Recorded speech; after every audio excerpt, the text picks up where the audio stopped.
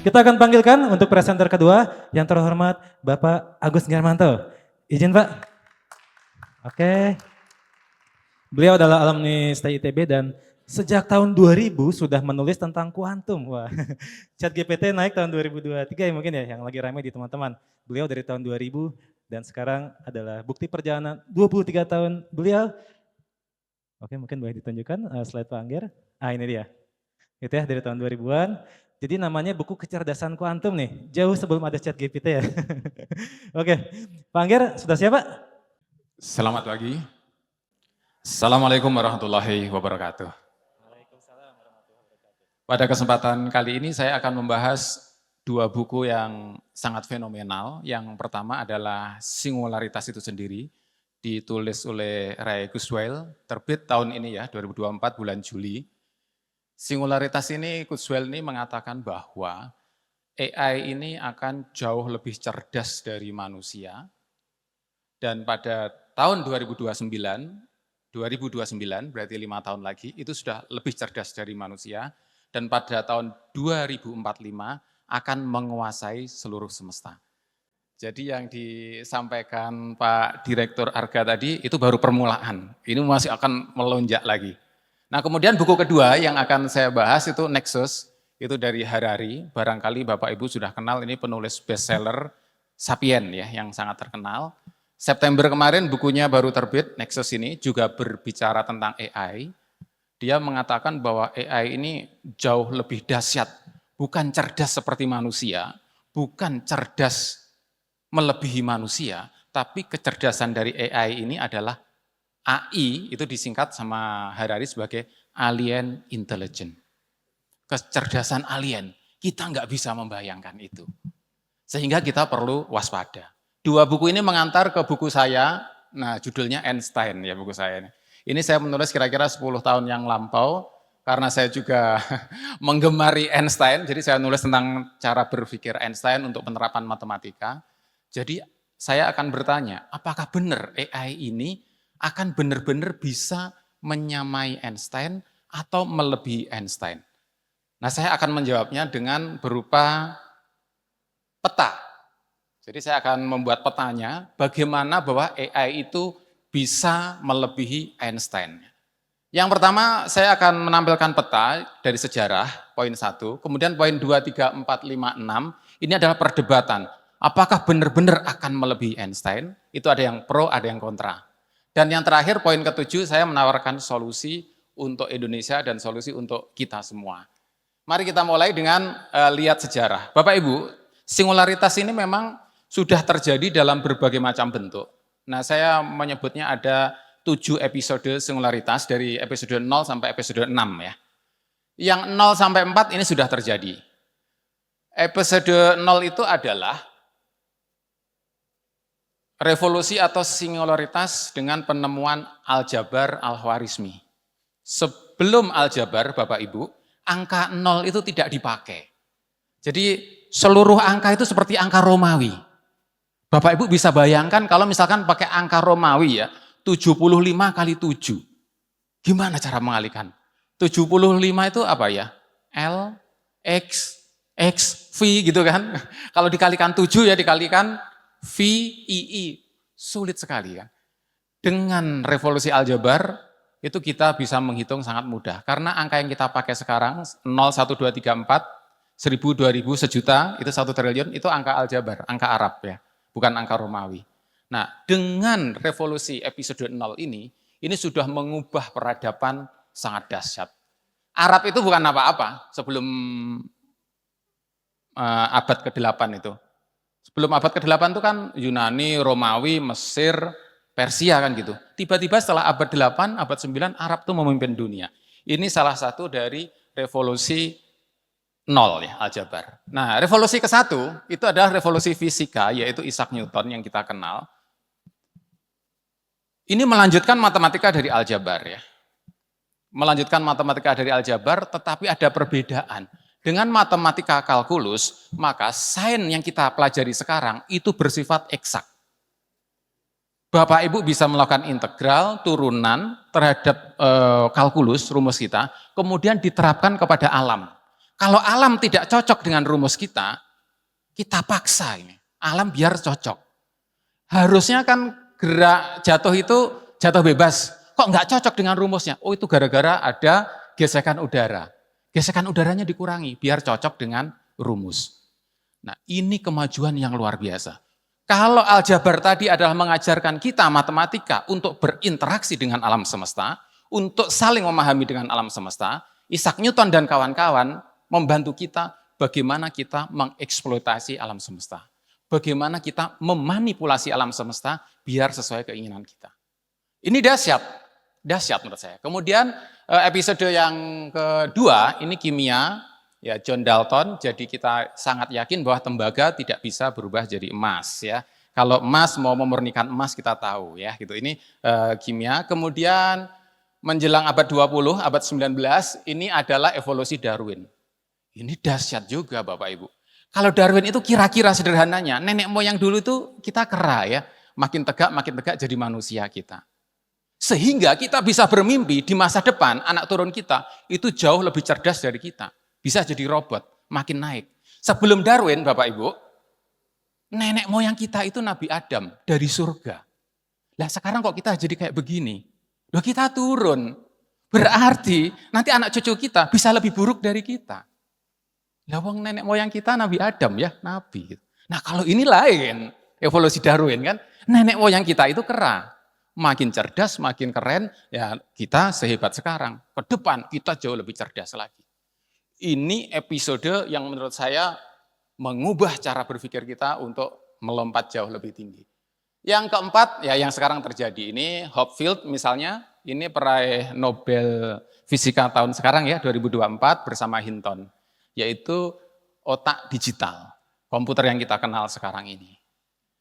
Makin cerdas dan AI terbentuk di zaman sekarang. Nah pertanyaannya sebenarnya Bapak Ibu, setelah kita ada singularitas revolusi sampai episode 4, akan melompat ke episode 5 ini. Tahun 2029. Bener enggak sih? Pertanyaannya justru gitu.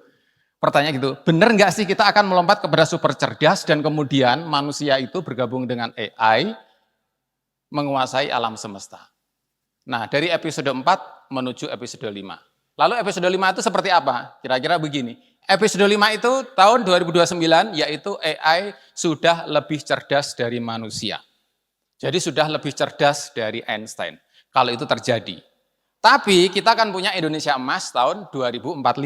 Ini yang singularitas yang sebenarnya. Tahun 2045 itu adalah AI itu sudah jauh lebih cerdas dari seluruh umat manusia. Bukan lebih cerdas dari satu Einstein. Bukan lebih cerdas dari Pak Arga. Lebih cerdas dari seluruh umat manusia dan bekerja dengan manusia tahun 2045 ini menguasai seluruh alam semesta. Bapak Ibu percaya atau enggak? Nah itu akan kita jawab ya. Yaitu dengan poin 2, 3, 4 ini yang optimis dan kritis, nanti yang poin 5 dan 6 ini yang menolak. Enggak akan seperti itu. Oke, kita mulai dari intinya, singularitas, yaitu tokohnya adalah Ray Kurzweil. Dia mengatakan singularitas itu metafora yang dipinjam dari fisika, yaitu sebuah keadaan yang singuler, yang enggak bisa dibayangkan. Otak kita enggak bisa membayangkan. Karena AI tadi sudah bergabung dengan manusia dan menguasai seluruh alam semesta. Dan itu tidak menyakitkan. Tidak menyakitkan. Karena kita nanti menjadi makin cerdas, yaitu dengan memasukkan nanobot ke otak kita tanpa invasif. Jadi Bapak Ibu, kita nanti akan makin cerdas. Otak kita ini kerjasama dengan AI, tapi tidak menyakitkan. Ini janji dari singularitas. Mengapa itu bisa terjadi? Ada 3 argumen dari Kurzweil yang paling utama. Karena teknologi, akselerasi, makin cepat. Nah yang kedua, ini yang memang memungkinkan. Karena horizon kecerdasan manusia itu tetap, Bapak Ibu. Jadi dari zaman Einstein lahir, kecerdasan manusia itu kalau dihitung dari IQ ya 100, 120, sedikit orang ada 150, 160, hanya gitu-gitu saja. Kalau mundur lagi ke 500 tahun yang lampau, kecerdasan manusia itu ya hanya segitu-gitu aja, ada horizonnya. Tapi kemampuan komputer, kemampuan teknologi terus melonjak. Jadi suatu saat pasti akan melampaui.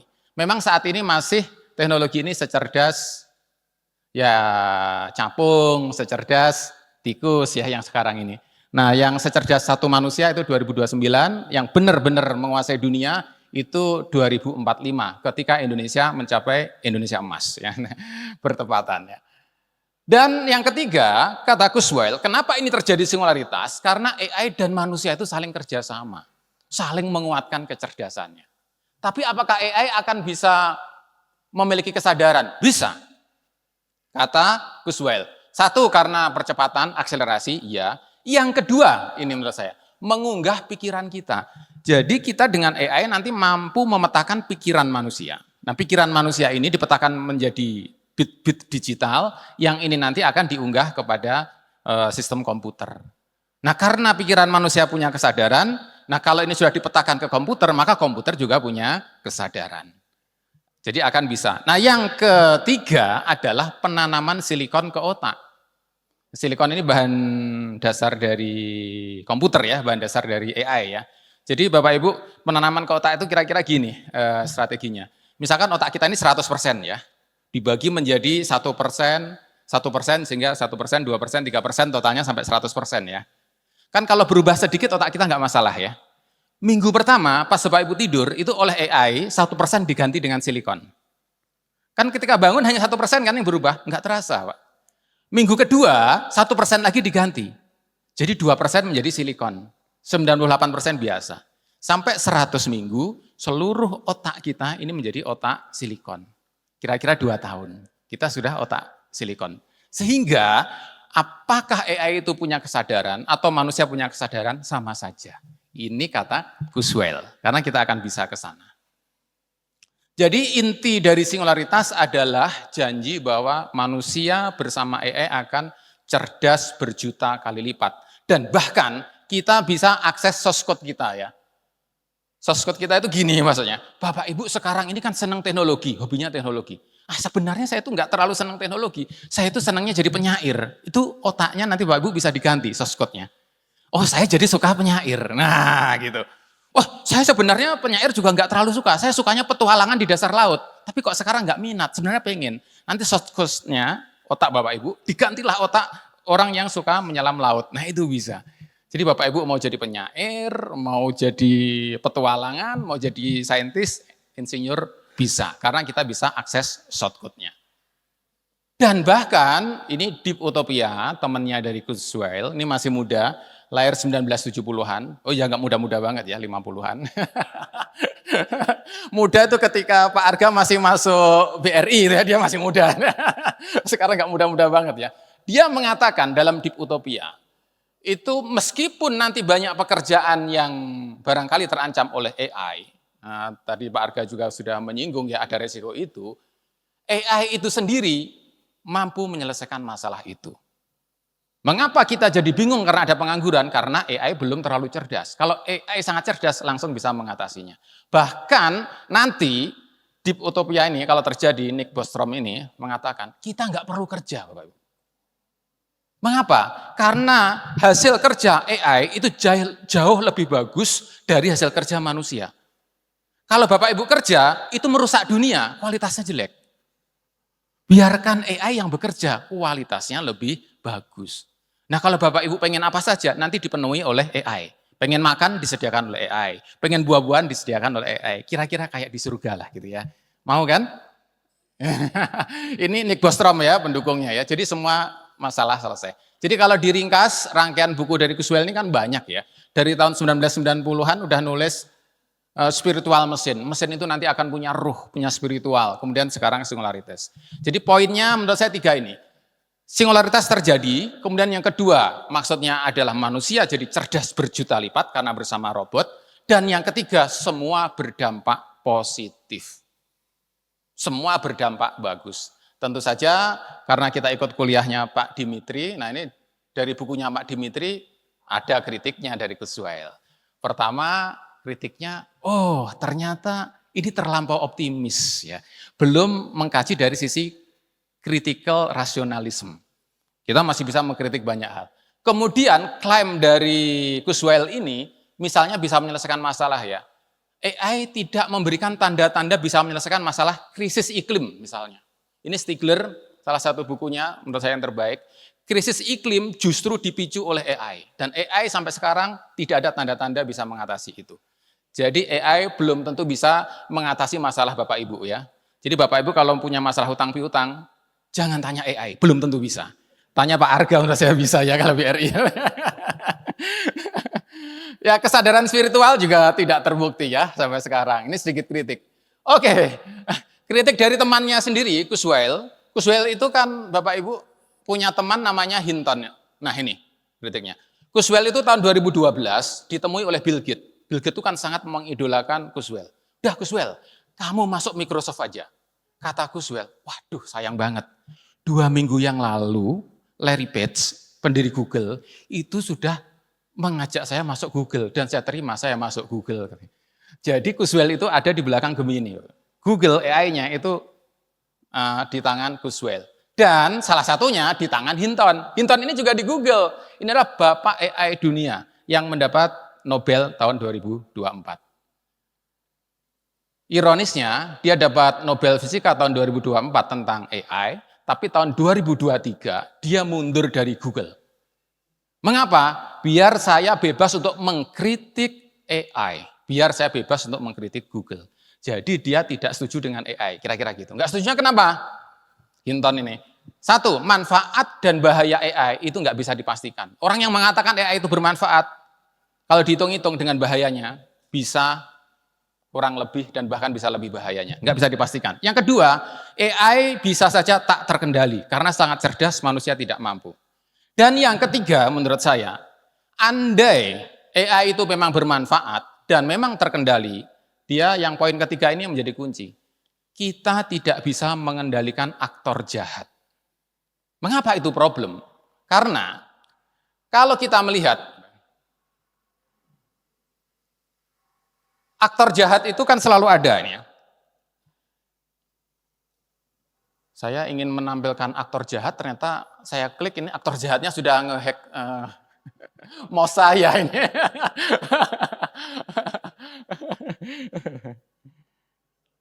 Next slide-nya sudah dihack oleh aktor jahat ini. Ngatasinya gimana Mas?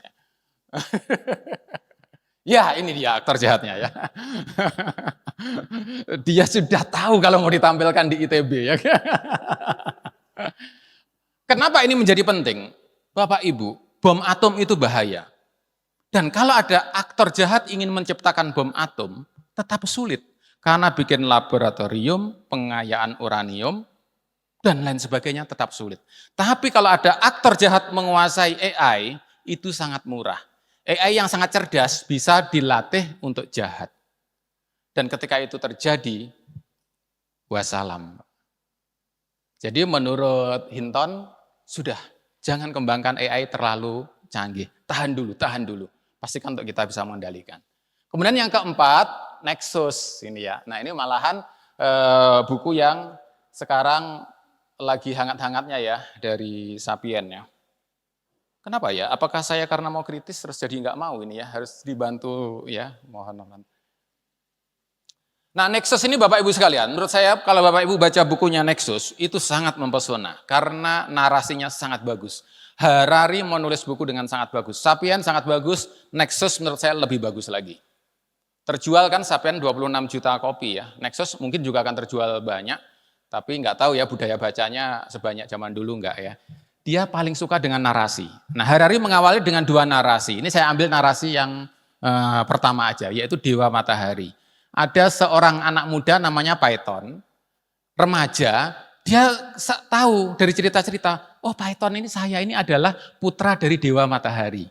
Karena saya putra dari Dewa Matahari, saya nuntut kepada Dewa Matahari, izinkan dong saya main kereta. Ini adalah kereta langit yang menarik matahari. Matahari kan bisa terbit ya, gerak itu ada keretanya, yang narik keretanya itu. Nah Python ingin menarik kereta itu, main di angkasa. Kata Dewa Matahari, Helios, jangan. Karena nggak ada manusia yang bisa mengendalikan kereta matahari. Tapi Python berkeras dan akhirnya bapaknya ngalah. Ya udahlah, kamu kendarai. Dikendarain beneran dan tidak terkendali. Matahari kadang-kadang jauh, akhirnya bumi kedinginan. Matahari begitu mendekat, bumi terbakar. Sampai akhirnya bumi akan hancur. Untung saja Zeus tahu, sama Zeus Python diserang dengan petir, jatuh. Dan kemudian matahari bisa berputar aman lagi. Menurut Harari, Bapak Ibu sekalian, AI itu adalah seperti kita mengendalikan kereta langit ini. Begitu AI datang, kita nggak akan bisa mengendalikan. Itu sangat bahaya. Sehingga kita harus super hati-hati. Untung saja untuk Python ini ada Dewa-Zeus yang bisa menyelamatkan ya. Tapi kan kita nggak ada ya. Maksudnya di Bandung kita nggak ada Dewa-Zeus ya. Tapi nggak tahu di Yunani ya. Nggak bisa menyelamatkan ya kalau AI udah datang ya. Nah, Nexus itu mengatakan, kenapa AI itu sangat powerful? Karena Nexus itu adalah semacam gluon ini. Kenapa proton yang terdiri dari kuak itu tidak pecah? Neutron yang terdiri dari beragam kuak itu nggak pecah karena diikat oleh gluon. Gluon ini adalah boson yang mengikat dengan energi kuat ya, dengan gaya atau interaksi kuat. Kalau ini sampai pecah menghasilkan bom atom. Nah, sementara AI itu adalah informasi. Informasi ini semacam gluon. Itulah Nexus.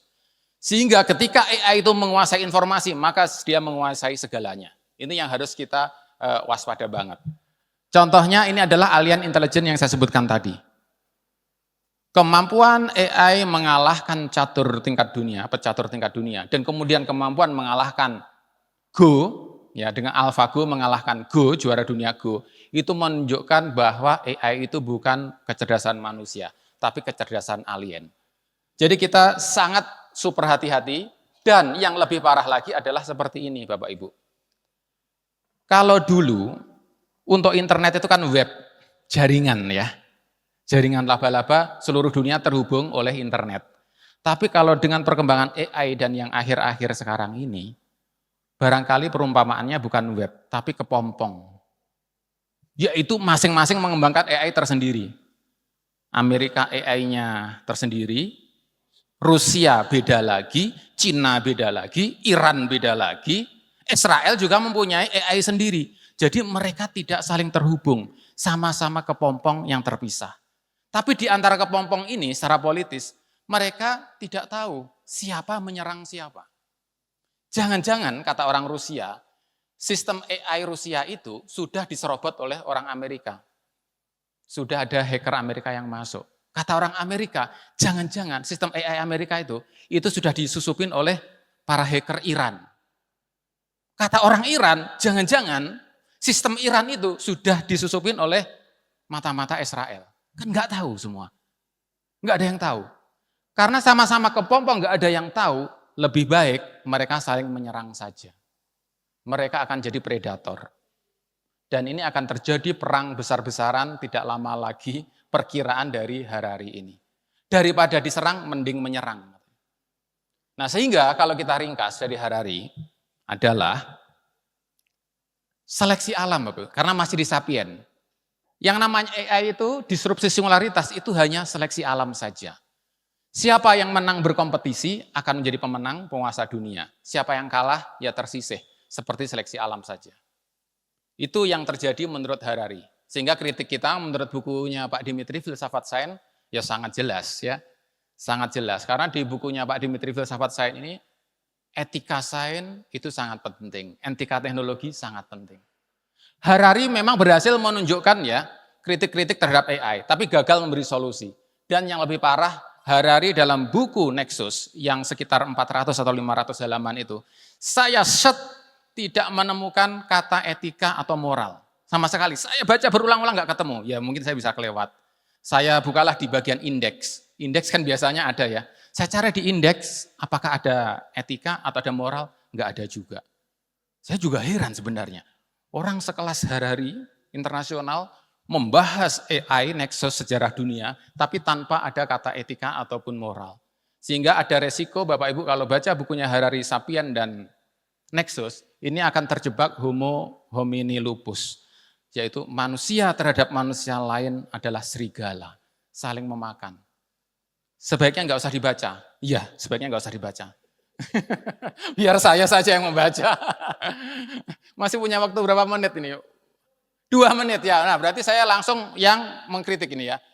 Kata peraih Nobel Ekonomi 2024, Asmogul, ini dia. AI itu adalah bodoh. Tidak akan terjadi singularitas. Terjadi revolusi iya, yaitu investor kecewa. Setelah investasi gede-gedean di AI, dalam beberapa tahun ke depan tidak akan balik. Jadi nggak akan ada singularitas. Mengapa? Ada 10 argumen. Yang satu karena AI itu sebenarnya bodoh. Yang kedua, AI itu suka bohong, tidak mampu kerja, dan kemampuannya yang keempat dibesar-besarkan, dan terbatas kegunaannya, kalaupun digunakan. Paling kalau di BRI juga cuma untuk chatbot saja Pak ya, terbatas banget gitu ya. Dan tidak ada aplikasi killernya, topnya, produktivitasnya juga rendah sebenarnya, sering salah-salah dia, kemudian bisa habis daya. 10 tahun lagi barangkali udah nggak ada pendukungnya, ditinggalkan saja.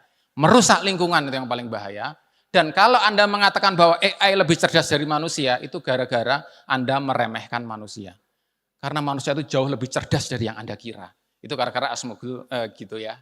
Ini kalau mau diskusi nanti bisa banyak. Nah kemudian yang baru ulang tahun ke-96, ini beberapa hari lagi, 7 Desember ulang tahun ke-96, ini adalah pemikir besar dunia.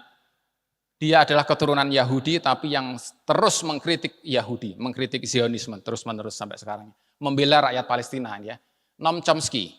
Apakah AI bisa singularitas, bisa cerdas? Enggak mungkin, kata dia. Karena ada kelemahan kecil, yaitu belajar dari statistik, dan ada kelemahan besar, yaitu tidak punya universal grammar.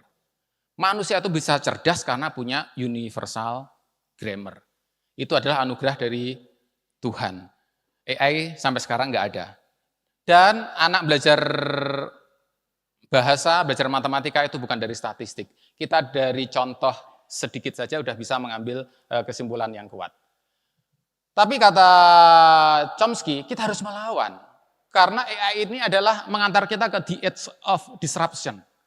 Itu merusak kemanusiaan AI itu. Dan merusak alam semesta dengan krisis iklim itu. Nah caranya gimana? Ya dia menawarkan pendidikan, berpikir kritis, organisasi kita demokratis, musyawarah terus, dan cara-cara membela diri secara intelektual. Harus kita lawan. Karena ini adalah mufakat penjahat kapitalisme. Ini kalau kata Noam Chomsky ya. Jadi kalau sampai ke sini, karena udah halu, nah solusinya adalah, kira-kira tinggal 1 menit ya saya untuk solusinya. Ada 3 Bapak Ibu sekalian, saya menawarkan solusinya. Nggak mau ya? Nah ini.